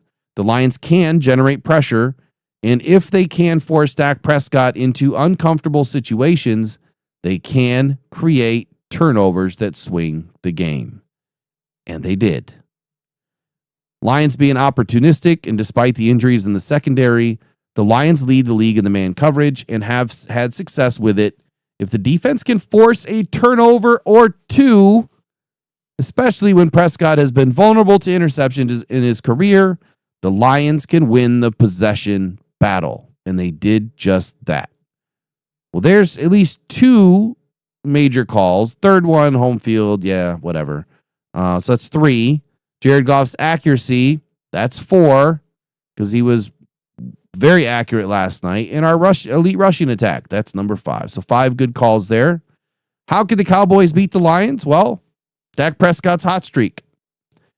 Lions secondary injuries, which got even worse. Quinnen Williams' impact. The weapons in the pass game. Lamb and Pickens create mismatches against depleted corners. And then the pressure on Goff. An injured O-line could allow Dallas's front to collapse the pocket. That's how they could beat us. Now, they did have big-time weaponry in the offense with Lamb and Pickens. They were picking us apart last night. So much so that CeeDee Lamb put up 6 for 121. Pickens was only 5 of 37. It seemed way worse than that. Jake Ferguson, I said I wanted them to beat us with a tight end. He had a decent night, 5 of 58. But this Ryan Flournoy, someone that we totally didn't account for, 9 catches, 115 yards. Incredible game by those guys in the way that they played. Dak was dishing the ball. He ended up hitting 1, 2, 3, 4, 5, 6, 7, 8 receivers last night. 8 receivers. So Dak Prescott's hot streak, I figured with an outstanding 266 adjusted yards per game, 97th percentile in the NFL. The Cowboys' number 1 passing offense, number 2 scoring offense, averaging 29.3 points per game. He can exploit the banged up Lions secondary, and guess what? Pitching, 30 count, 30 points. They were right on par for their average. So we didn't really stop them from doing what they do. We just scored more. With the injuries, cornerback Terrion Arnold, safety Kirby Joseph out. It's a major advantage for the Cowboys in their potent passing attack, and receiver CeeDee Lamb and George Pickens, and it was. They were able to pick us apart quite a bit last night. The impact, though, the run defense with Quinnen Williams, the midseason acquisition of Williams transformed their run defense. now ranks among the top. This counters our primary strength, and it could force the Lions to rely more on the injured receiving core. And we did. Here's what I was hoping to see happen. Number one, stay away from the inside zone and duo. Attacking Dallas's interior, Quinnen Williams and Kenny Clark and Gibbs. Cutback ability is not the best option unless the Lions use a two-back system. Well, they didn't use a two-back system, I don't think at all last night. And Gibbs was not primarily used as a running back last night. And so it kind of fit. I didn't see him using Gibbs in the middle a whole lot, but David Montgomery and Gibbs both had a couple of nice runs. The two-back system all game, using a two-back system, the Lions could neutralize the Cowboys' blitz and interior pass rush with disguise that when Goff calls for protections, that it should trigger, either Gibbs or Montgomery to stay back and protect while the other is utilized in the pass or the run game. They didn't do that. Tempo on offense. Lions went to tempo a little bit, not a ton. But preventing Dallas from substituting Clowney or Ezeraku packages, establish the run early, use inside zone and gap schemes to attack the interior of the defense, keeping the clock moving and the Cowboys' offense off the field. As Robbie One said today, I added this to the sheet yesterday, that the Lions need to only use tempo when the Lions' defense gets off the field quick, with 3 to 6 play stops, with 3 to 6 plays, stops against the Cowboys offense. I'm sorry. With 3 to 6 play stops against the Cowboys offense. Utilize running backs in the passing game. This was huge. This was a big call for me yesterday. The Cowboys allow the 5th most running back receptions and the 3rd most receiving yards to running backs. Angle routes and flats to Gibbs and Montgomery can be effective, and boy, were they ever. Play action. Finally started to see play action again yesterday. Use the threat of the run to set up the play pass, giving Goff cleaner looks downfield to counter the Cowboys' strong defensive line. So quite a few things I hit on. A lot of the other things in the 5 bold takes that we talked about the other day, a lot of those we hit on. I think the Lions did an excellent job. They came in with a good plan, and they were playing like a different team. But this is the team going forward that we still have a lot of questions on. Without Brian Branch, what are we going to do? Without Kirby, what are we going to do? It's potential that Thomas Harper will get back. 10 days off is a long time to heal from a concussion, so he should be able to come back, assuming he doesn't have anything wrong with his neck. I haven't heard or seen anything they would say that or implicate that he has anything wrong with his neck. But man, that was a wicked hit that he took, tackle that he took. He's the one that made the contact. Let's get into what Jared Goff said for a moment, and then we'll come back. I'm going to take a quick break. My voice is gone. Voice is absolutely gone. All right, Jared Goff, man, what do you say? Jared, what was the big message this week? Now, everybody knew this was going to be an important game, at least on the outside of the building. But what was it like on the inside? Yeah, it was good. It felt like we got back to kind of who we are earlier in the week. Addressed a lot of what happened in that Packers game, what went wrong, what could have done better, and I think you could see an uptick in urgency from everybody. It was good. You guys put the ball in the air a lot. I think it was just 6 rushing attempts after you went up 27-9. Was that part of the game plan, or is that just kind of how things went? Yeah, part of it. I don't know if we wanted to be that lopsided, but we definitely wanted to get after him through the air, and I thought we did. Was St. Brown as big of a lift beyond him being there, but just his presence? Yeah, I think so, and I think obviously his play speaks for itself tonight, but like bigger than anything is everyone knowing what he's kind of dealing with and him being like, I'm going to be out there and figuring out a way to get out there, and not many guys built like him. The stakes of this game, just what did that mean to this team to see him tough it out? Yeah, he's that type of guy, and it was cool to see him say like you're not going to keep me off the field type of thing. Early in the week, though, it was truly, I believe, 50-50, if not less than that. And as the week went on, he's like, I'm playing. And sure enough, he got out there and played well. That play in the final kind of minutes where you decided to go to him and say, the conventional wisdom is run the ball, take the time off the clock and everything. But what was the thinking behind that, and how confident were you in that? Yeah, I loved the call. I really did. I thought that was awesome by Dan. He's our guy, and the way that they were playing the run, they were so downhill. You don't want to wait till third down when they know you're going to potentially throw it. You do it on second down.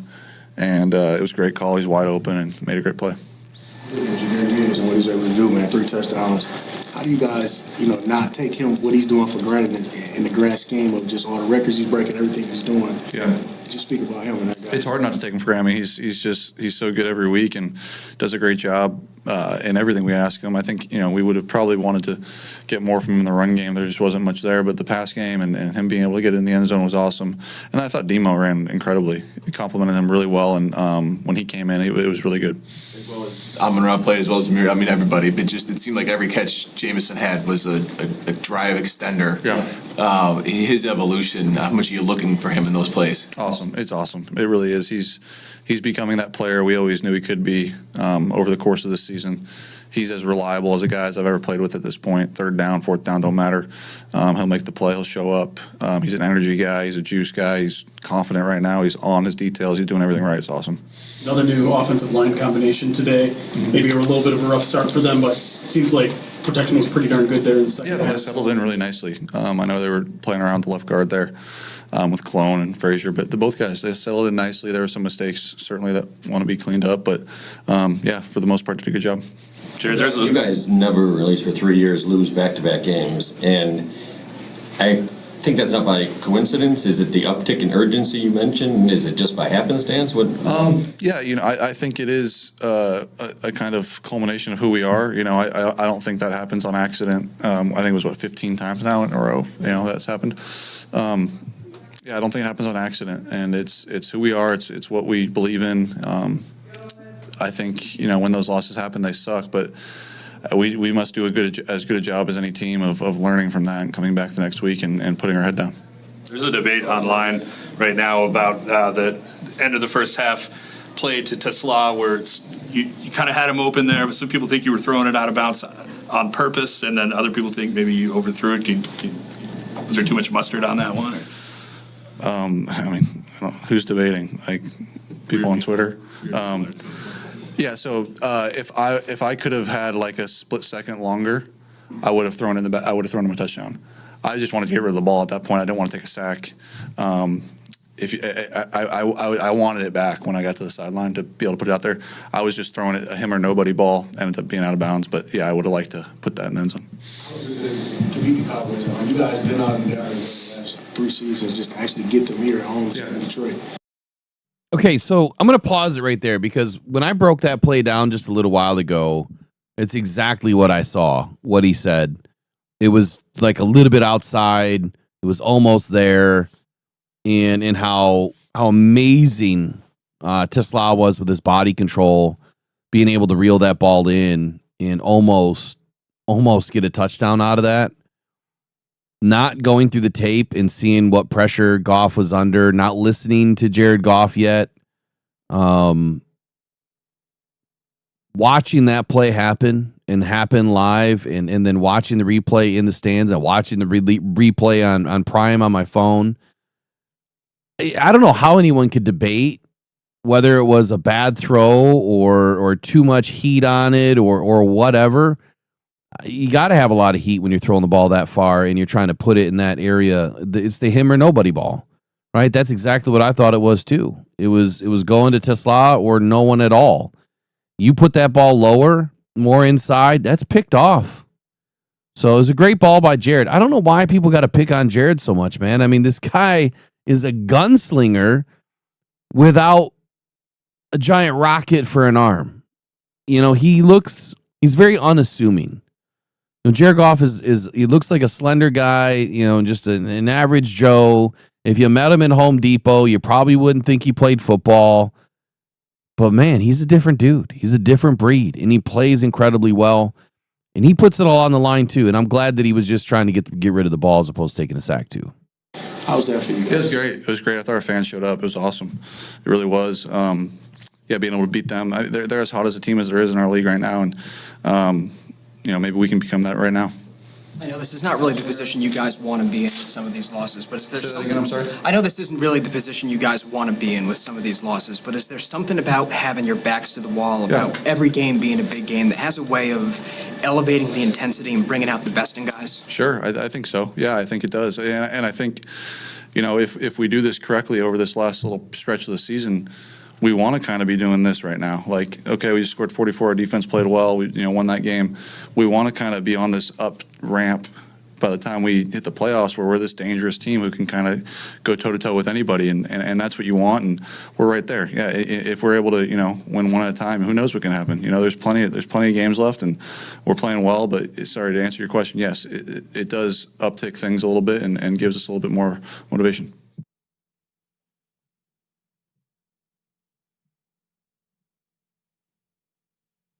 Interesting seeing what's on my algorithm today. Jim Brewer reveals the darkest moments he ever witnessed in Hollywood. And Furious Zelensky. Then Amon-Ra St. Brown. That's great.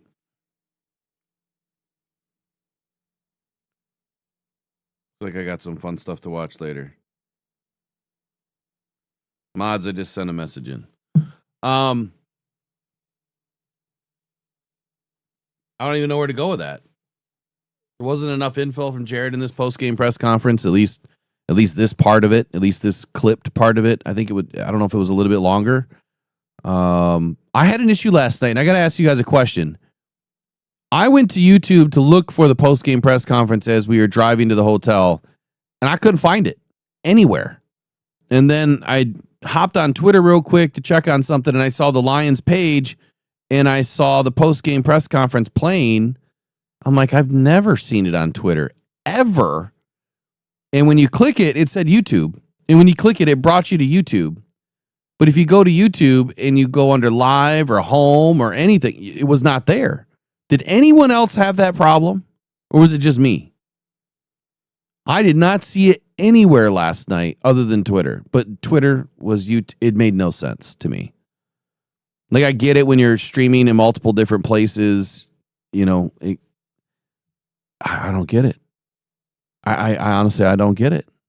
Oh, thanks for answering that, Maureen. Appreciate it. It was not there at all. Okay. And you saw it on Facebook. Okay, so here's what they did then.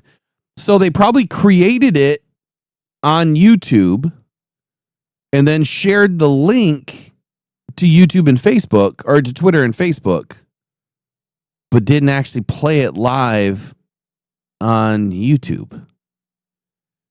Interesting. I don't know why they would do that, because then it was on their YouTube today. All right, I guess John Desage had to bounce out. I want to go ahead and answer the question anyway. Not to go back and pick apart Aiden, but you asked, so I'm going to present the facts, Your Honor. All right, Aiden has a ton of snaps this year, right? A ton of snaps. So here's what I'm going to do. I'm going to go with the average of 300 snaps. Why? Because Al-Qadim Muhammad would be in that conversation at 359. And I would say a good rotational edge is going to play about 50% of the snaps.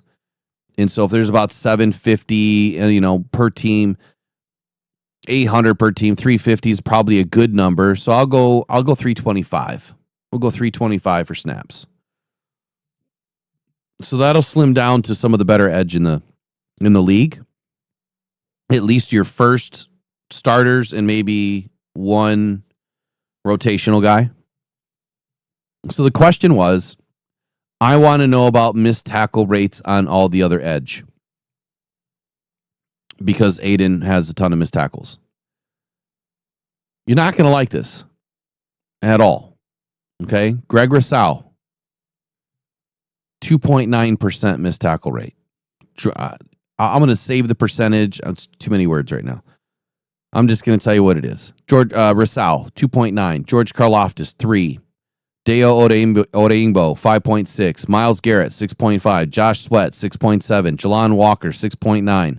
Byron Young, 7. Jihad Ward, 7.1. Micah Parsons, 7.4. Jordan Birch, 8.3.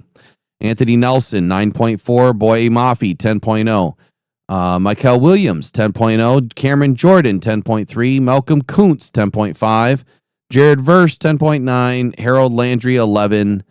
Draymond Jones, 11.5. Miles Murphy, 11.8. Montez Sweat, 12.1. Jonathan Cooper, 12.1. Joseph Asai, 12.5. Rashawn Gary, 12.9. Dallas Turner, 13.2. Jaylon Phillips, 13.3. Max Crosby, 13.8. Kyle Van Noy, 14.3. Isaiah McGuire, 14.7. Mike Green, 15.2. Zavon Collins, 15.4. That's your top 32. Your top 32 edge in the league have a 15.4 missed tackle rate or less. The top 15 have a 10.5 missed tackle rate or less. Your top 5 have a 6.7% missed tackle rate or less. Let's get down a little bit further. Let's see. Who did we play last night? There you go. Brian Burns, 18.2. Donovan Ezeraku for Dallas Cowboys, 18.6. Bryce Huff, 19.2. Daniil Hunter, 19.4. Hassan Reddick, 20. Andrew Van Ginkel, 21.6. So some of these guys are outside linebackers. Al-Qadi Muhammad, 26.7. He's number 61. Aiden Hutchinson, 26.5. He is number 60. They are literally back to back. I don't know what else to say. I really don't. I really don't know what else to say.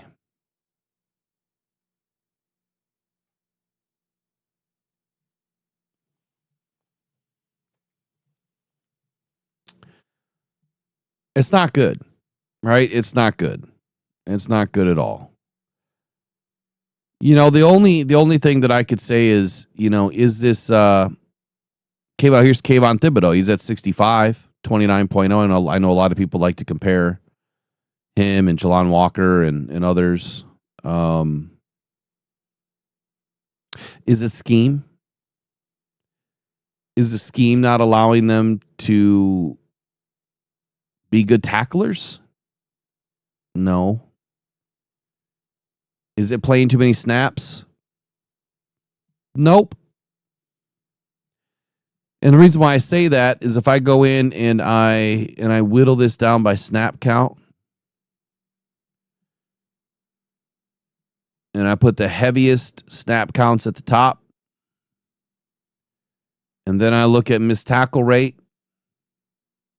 Aiden Hutchinson is number 1 with the most snaps played at 792. He has a 26.5 missed tackle rate. Max Crosby right underneath him at 727.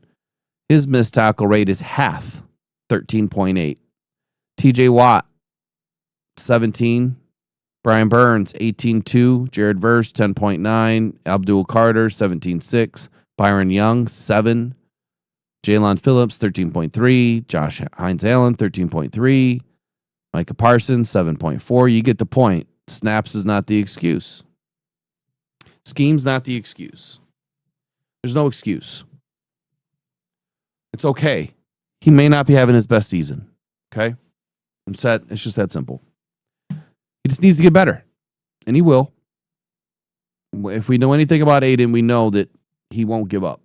And he will drive himself crazy to get better.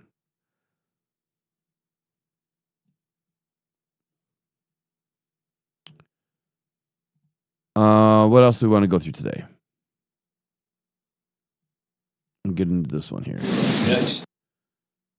Gotta listen to Route 85, man. Have to listen to Route 85. Now, that already sounded a little hot, so Back this down a little bit. All right, let's get into TK85.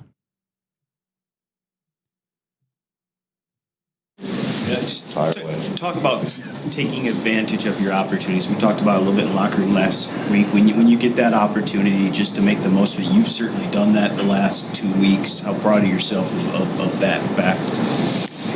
Yeah, I spoke to one of the reporters in the locker room. Just anytime you're up and playing, you just want to be able to contribute in whatever way to help the team win. So just happy I've been able to do that, honestly. A lot of good returns so far. I guess what are you seeing on these returns that's allowing you to kind of get loose? Good blocking. All it takes is, one gap, and if you find it, just trusting it, hitting it with speed, and getting downhill. Tom, get a lot of live reps and on the return stuff. I guess what is it like to go into a game and kind of just feel that type of speed when guys are running at you like that? I think we do a good job in practice simulating it. As best you can without, going to the ground. So I would say, yeah. I mean, it's different than practice. Obviously, any play in a game is, but I think the coaches do a good job having us prepared as best we can be for that. So at the beginning of every year, it seems almost guaranteed that you're going to be on this team in some way, shape, or form. Is it just me, or is Tom Kennedy like? Is he the next CEO of the Red Wings? I love his hat. I love the brown in Detroit right now. I love the brown hats. He sounds just like a super intelligent CEO is what he sounds like when he speaks. Just very calculated, very intelligent. What do you think it is about you that just keeps having you come back? That just you're the guy they don't want to get rid of? I think trust from the coaching staff, and then just. When I do get an opportunity, making the most of it. I think that's it. Dan talked about the complementary nature of the game today. All three phases really playing a part. How difficult are you guys to beat when you get a complementary performance like that from all three phases? I think the turnovers were huge. I think, we win 3-0? So I think anytime you do that in a game, we were able to contribute on special teams with some big returns, great blocking. So field position was definitely huge for us tonight. And, anytime you could do that, you're definitely giving yourself a good chance in that game. I need more TK85. Playing through the ankle injury is something you guys fed off of. How does that manifest itself in the moment? He's just one of our leaders. He's been since he stepped in the building. So I guess earlier in the week we didn't know if he was going to go or not, but once we knew he was going to go, it's not. I don't know about everybody else, but I know what I expected him. I didn't if he was out there, I expect Saint to be Saint, and I think he was tonight. So just appreciate him and how he works and what he's done, honestly, day in and day out for the last 5 years. So. Can you give us some perspective on what his week was like? Just obviously sharing a room with him and the work that he put in to be available this week. A lot of treatment, I'm guessing. I don't know what I really can or can't say in terms of the medical stuff. So it's okay now. he did enough to feel good enough to be able to play and look like himself. So whatever he did worked, and I guess shout out to our training staff too. You guys put the ball in the air a lot in the first half. I think through a couple minutes of the third quarter, only 6 rushing attempts. How much was that emphasized during the week? Was putting the ball in the air and moving it in the passing game? I think Dan and the offensive staff has a vision for how they see the game going, and we trust them. And whatever they call, it's on us to make it come to life. So. How's the ankle feeling?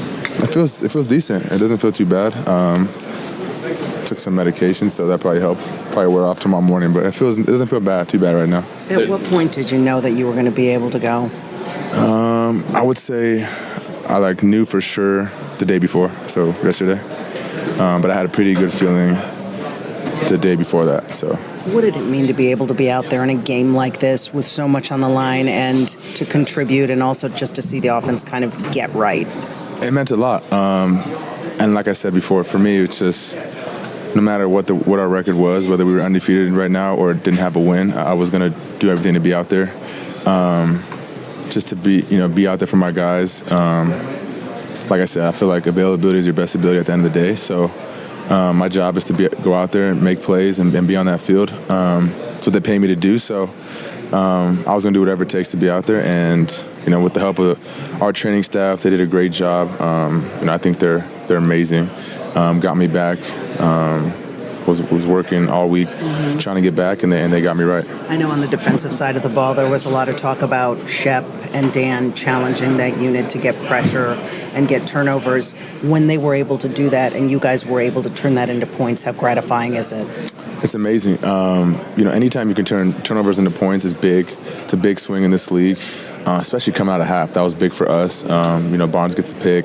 We were able to turn to 7 points. That's huge. So, anytime our defense gets turnovers, we feel like we got to go get points because those are, I feel like, difference makers for us as a team. So I think defense played a heck of a game. We were able to, play complimentary football, I feel like. I love the mentality, man, to step in and play no matter what the record is. But the fact of the matter is, you guys were fighting to keep your playoff hopes alive.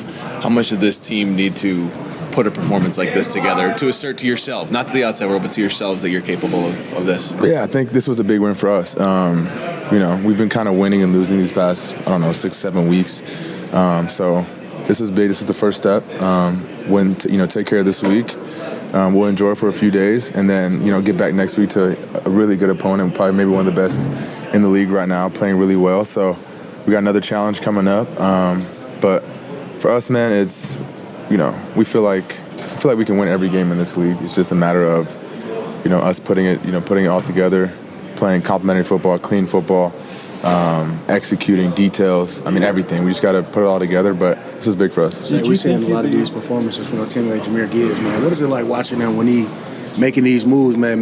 Today, he's showing stiff arm. He's making defenders miss. He's doing things in town that haven't been done since Barry Sanders. What's it like watching him and seeing him become the player that he's becoming this season and getting better and better from week to week? He's special, man. He's one of the best in this league. Just being able to, be on the field with him.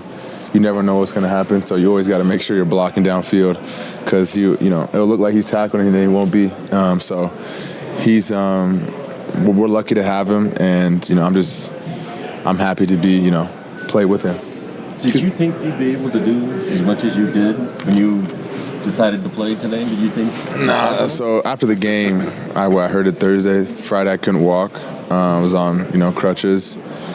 Saturday could barely walk, and then at that point I was like, yeah, I probably can't play. This is it hurts too bad. And then Sunday came around, was able to walk, felt a little better, and then tried to jog, and I couldn't even do a warm up. I couldn't even do a skip, so I was kind of down. I felt like I'm probably not going to play. And then I think it was Tuesday came, and it felt a lot better. And I was like, okay, I had a shot. I felt like I had a chance.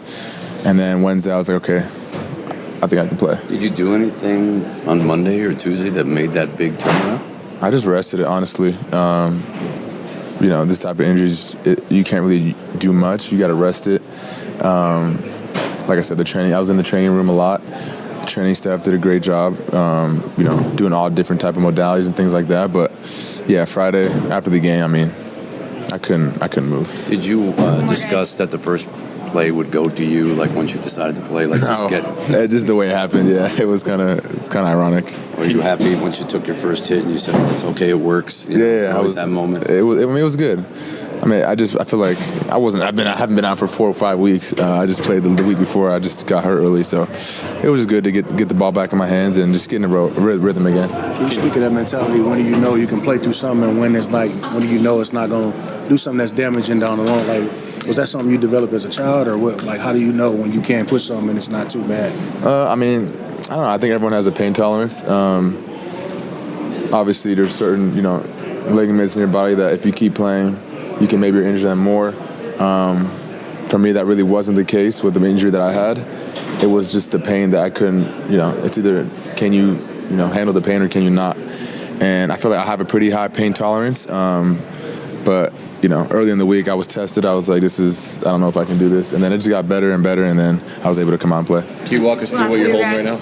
Oh, yeah, this is my sixth catch of the game, which is the most catches ever in a player's first 5 seasons. So I passed Michael Tomich, which is, I'm happy for this. I'm thankful. Thankful to all the guys, Jared, the coaches, the O-line, just everyone, man. I couldn't do without them. Dave, I know. Oh, sorry. Go ahead. Do you, I don't know, do special players marvel at other special players? Like when you're watching Ja, what do you kind of think with some of the things that he's able to do out there? He stops on a dime and guy goes flying by him, stiffs arms a guy 2 plays later or whatever it is. He's just, you can't really teach that. I feel like he's born with that.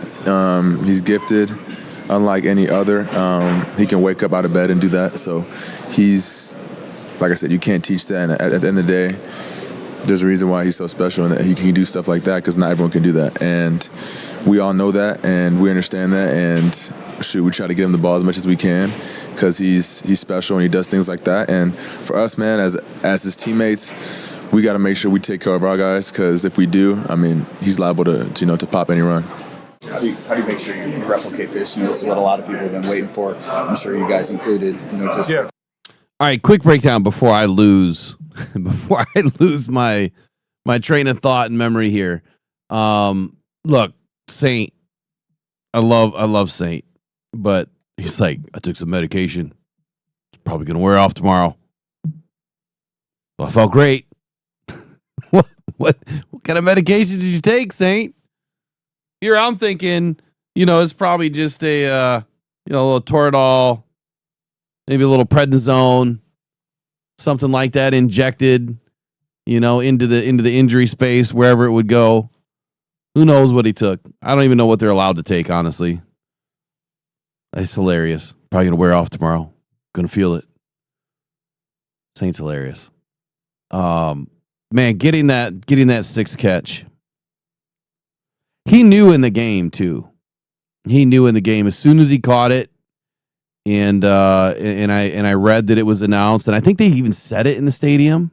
But I had my glasses on almost the whole game. I was taking video, and so I could hear it in my ears. I think through the national broadcast.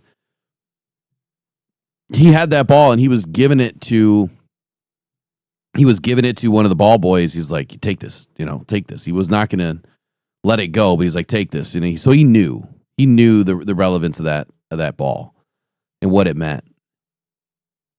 But you can obviously tell he knows it's not just him. There's a lot of guys that fight and scrap and claw and dig to give him that opportunity. And I have to point out Jared Goff, because I've said this many times. Would there have ever been a St. Brown in the league as good as he is and as good as he's going to continue to be without Jared Goff? It's kind of wild to say that, isn't it? And when you think about it, it takes 2 always, plus the team, but it takes 2. It takes a quarterback and it takes a receiver. It's not just the receiver. He has to do his job, but Jared Goff has to do his job. And what if it was on any other team? Okay, what if Saint came into the league today and he gets drafted by the Dallas Cowboys? And Dak Prescott is his quarterback, and you've got Flournoy, CeeDee Lamb, and George Pickens on that roster. Does St. Brown ever rise to the top? Does he ever become a starter?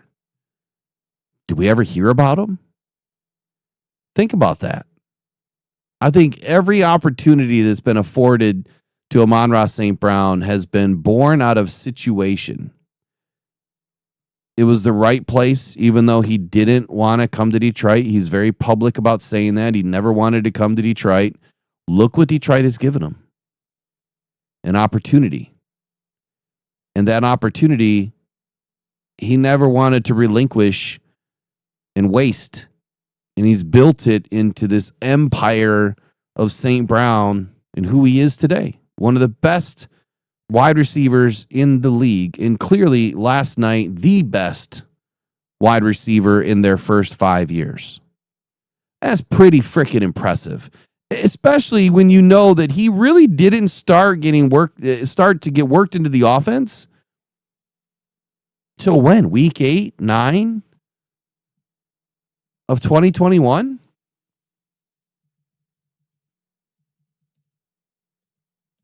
Imagine how many more catches, how many more stats he would have piled up had he been inserted week 1 as a primary target. Let's just take a look back at 2021. Week 1, 2 receptions. Where's the targets at? It doesn't show me the targets. 2 receptions. Week 2, 3. Week 3, 1. We had some injuries by then too. I know we lost a lot of our guys by that Ravens game. Week 4 against the Bears, he had 6. Week 5 against the Vikings, he had 7. Week 6 against the Bengals, he had 5. But then if you fast forward to week 13, between week 6 and week 12, he went by 3 catches, 4, 4, 4, and then the switch flipped. 10, 8, 8, 9, 8, 8. It was week 13, of 2021 that St. Brown became the primary target for the Detroit Lions.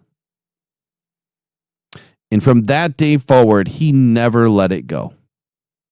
And it was from that game forward that he got his first touchdown. The next game, he didn't get one. And then in weeks 15, 16, 17, and 18, he got a touchdown in every game. And at least 8 receptions. And that's when he went on to break that one of his first records, when he had the most games with a reception and at least 6+ catches, I think, per game. And I think, what was it, like 8 games or something crazy? It was a lot of games. We knew then he was going to be special. But it took Jared Goff. It took Jared Goff to be able to help him develop into the player that he is today, and to be able to get him the ball in the timing routes that are required to be successful in the NFL today. So it's not just Saint. It takes a whole team. My God. I'll be the first again to raise my hand to say I did not expect the Lions to pay Saint what they paid him. But he right now is proving he was worth it. That was a great investment. That was a great investment by Brad Holmes and the Detroit Lions. And hopefully we have many more great investments coming around the corner here in 2026 with Jahmyr Gibbs and the Jack. I'm getting a custom jersey made at some point, and it's just going to say the Jack on the back, number 46. The Jack. And that's it. Maybe I'll get 2 made, one for me and one for my dad. And I'll sit to his left, and it'll say the Jack, and then his will say, and that's it. That'd be kind of cool, right? And that's it. Good stuff today. A lot of good stuff last night from the Lions, man. I'm sure Amon-Ra St. Brown's not feeling that pain medicine today. Probably hurting. There's a lot more I could get into, but I'm up against it. We've been on for quite a while already. What is it, 3 hours? 2 hours? 2 hours? A lot more to cover. We've got 10 days off roughly between our games, so we'll definitely be getting into it. But I've got some other things I got to go handle right now. It's getting close to 5 o'clock, and I got a deadline. So you guys have a wonderful rest of your day. Lions win, man. We're still in the hunt. It's hunting season. We ain't going away. You can't make us go away that easy. The last thing I wanted to do, I lied. I want to do one more thing, the playoff predictor. So if you're running away, that's fine. I just wanted to take a peek. I'm going to simulate the rest of the games. I've never done this. All remaining games, I'm going to simulate it and see what it says. Oh, Lions just lost the game I saw. Lions not in the playoffs. What? Where did we lose? It has the Bears in at the number 2 seed, Green Bay at number 7, Philly at number 3, Rams at number 1, Bucks at 4, San Fran at 5, and the Sea Chickens at number 6. Interesting. It has the Steelers in on the other side. Yeah, you're drunk. You're drunk.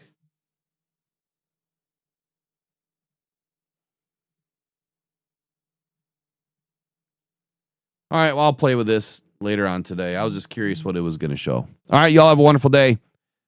And we'll get back at it tomorrow, man.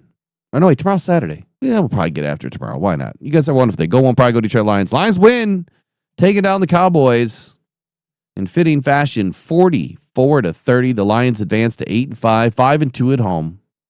Drops the Cowboys to 6-1, and 2-5 away, and their hopes for the playoffs are all but over. I'll try to get some videos out tomorrow. Maybe I'll get one in today. What the Cowboys said about the loss. Coming up next. We'll see you guys later. Take care. Go with pride. Adios. Pressured by